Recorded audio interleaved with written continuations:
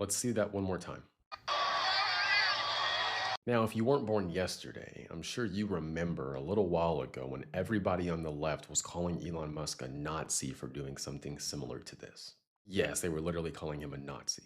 Let's go back and take a look at what Elon did. Thank you for making it happen. Thank you.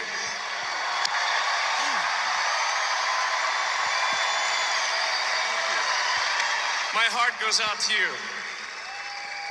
So what many on the left did is they took that clip out of context when Elon did that and literally said, "My heart goes out to you." It was very clear what he was doing.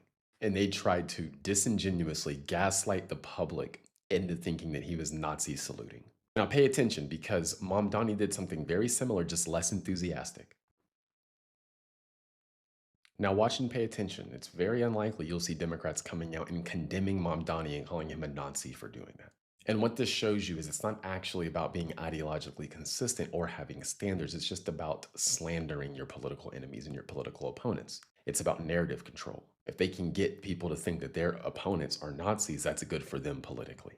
Now look, I don't like Mamdani or what he stands for. I think he's dangerous to the country. But if I'm being intellectually honest, he's not saluting Nazis. That wasn't a Nazi salute. It just wasn't. You didn't see that same thing from Democrats. They tried to gaslight people into thinking that is a Nazi salute. What Elon did is a Nazi salute. I just want you to see the contrast and see the difference. Two people did something very similar.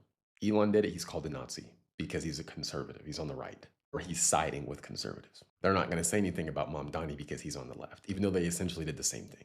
Again, that's not about ideological consistency, it's just about narrative control, and they want to manipulate people into thinking certain things about their political opponents. That's it. And I want people to see it for what it is. Anyway, that's all I got for now. Yes, the hypocrisy on the left is alarming.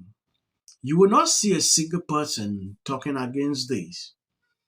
I saw during that period, even the mainstream media picked that up. They were singing like a song. Oh, Elon Musk did this, did that. Just to bring in a different narrative about the Trump campaign. Everything about that day, they turned the narrative. Oh, look at the crowd, how people were doing this. Sometimes when I look at these people, I'm not surprised because they will always do this every single time.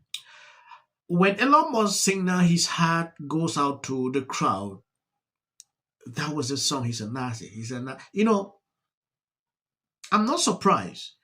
There is something actually going on. They turned this inauguration into something else. Bernie Sanders was using the whole thing to spread their normal messages about billionaires. I saw a lot of things during these inaugurations.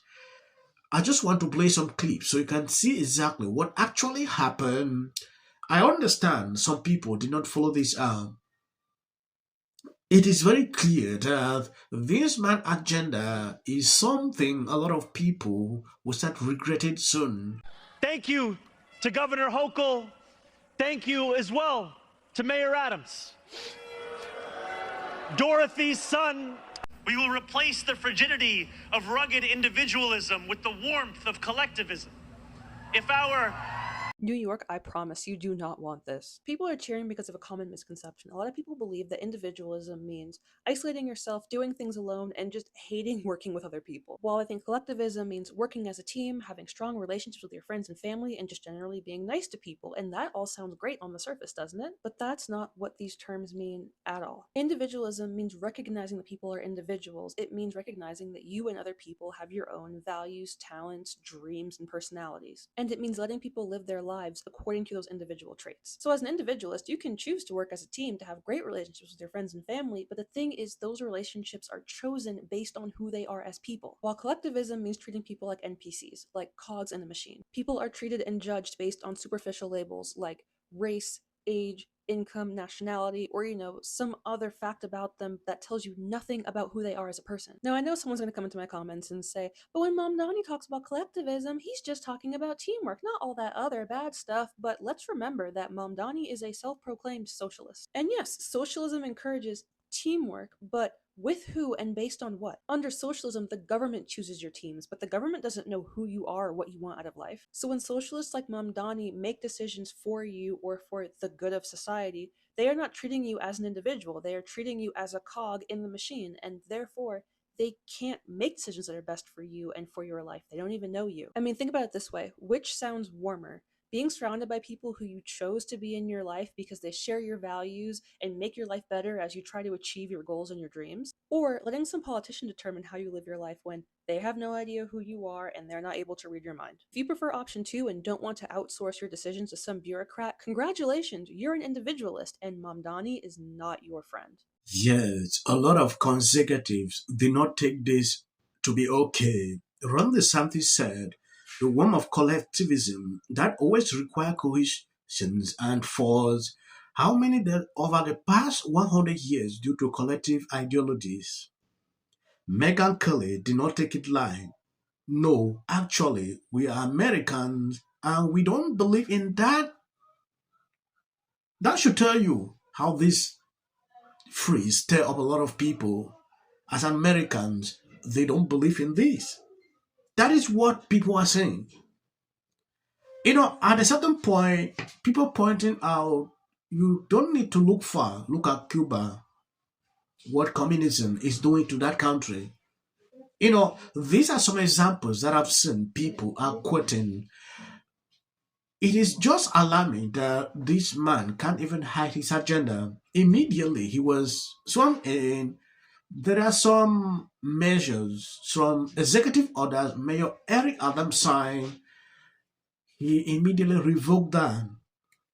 People are already noticing something. Here is what I want you to expect from the administration that this morning moved into the building behind me. We will transform the culture of City Hall from one of no to one of how.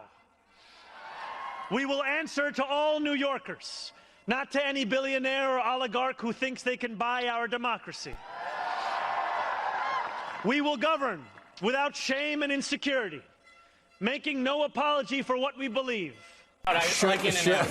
Should this be the direction the party is going to? He's not the only Democratic socialist. There's about 100 in different offices and places where they've won in this country. I mean, here's a Mamdani quote from his speech. He said, "We will prove that there is no problem too large for government to solve." I believe you've seen this is just the beginning. Bima put out this segment going against this guy, and this is exactly what people are going to witness. I saw the other day, they are now coming with a bill to tax billionaires. I don't know if businesses will be able to survive. A lot of people are going to leave New York. That is the simple truth. I don't want to make the video long. I think I'm going to end here. Thank you guys for always being there sharing out my videos. God bless you abundantly. As of the short clips you see at the end, that is for the white algorithm. You can skip. There you go. $1,500. Let's see if they get the. Well, I want to see it them is coming. get it.